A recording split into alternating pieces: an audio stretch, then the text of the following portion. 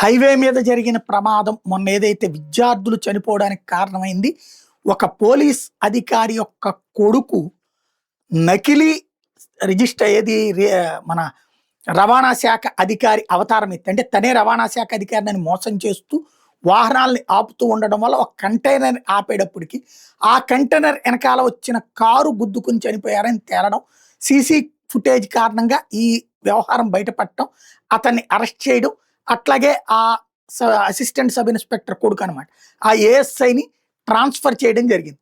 ఇప్పుడు ఈ ఉదంతంలో కొత్త విషయాలు వెలుగులోకి వస్తున్నాయి. టోటల్ గుంటూరు పోలీసు యంత్రాంగాన్ని వణికిస్తున్నాయి. చిలకలూరుపేట బైపాస్ రోడ్లో కారు ప్రమాదానికి కారకుడైనటువంటి ఏఎస్ఐ కొడుకు నేరాలకి వసూళ్ల సామ్రాజ్యం ఇస్తానికి కొందరు పోలీసులు అండగా నిలిచారంటూ ఈనాడు రాసుకొచ్చింది.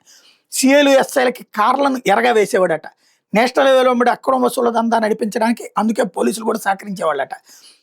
వీళ్ళకి విశ్వసనీయ సమాచారం ఈనాడు వాళ్ళకి. చిలకలూరుపేట ఎస్ఐ రహమతుల్లా ఏఎస్ఐ వెంకటనాయుడు ముఠాతో సంబంధం ఉందని పోలీసులు విచారణ తేలిందట. నిందితుల కాల్ డేటాను పరిశీలిస్తే వెంకటనాయుడుతో పాటు ముఠాలోని మరో ఇద్దరితో ఎస్ఐ రహమతుల్లా మాట్లాడాడట. రోడ్డు ప్రమాదం జరిగిన వెంటనే తన పరిధి కాబోయిన రహమతుల్లా అక్కడికి వచ్చాడట. ఫోన్ లొకేషన్ ఆధారంగా ఇది నిర్ధారించారట. వెంకటనాయుడు ముఠా సభ్యులు ప్రధాన నేర ప్రవృత్తి ఏంటంటే ఖరీదైన కార్లను మాయం చేయడం అట, తక్కువ ధరకే అమ్మడం. పల్నాడు పోలీసులకి ఎట్లాంటి కార్లను అమ్మారట. ఇది ఇప్పుడు అంగీకరించారట నిందితులు.